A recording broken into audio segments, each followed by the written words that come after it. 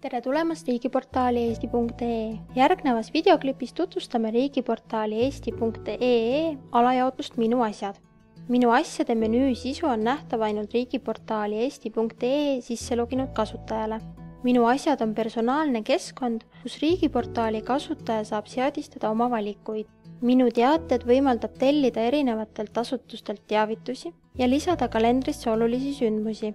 Minu dokumentide kaustas saab luua ja hoida digitaalselt allkirjastatud dokumente, jagada neid, saata teistele allkirjastamiseks või edastada neid riigiasutustele.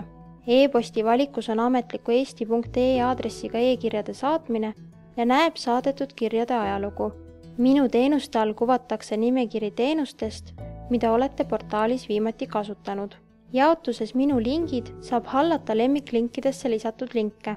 Seadete all on näha ja saab muuta riigiportaali sisse loginud kasutaja andmeid. Näiteks saab lisada elukoha aadressi, telefoninumbrit, seadistada ja suunata ametliku eesti.ee e-posti.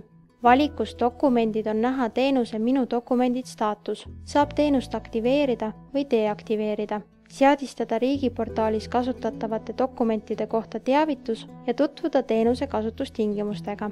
Teadete tellimise alt saab lisada, milliseid teateid soovite tellida ja kas neid edastatakse riigiportaali, e-postiga või SMS-iga.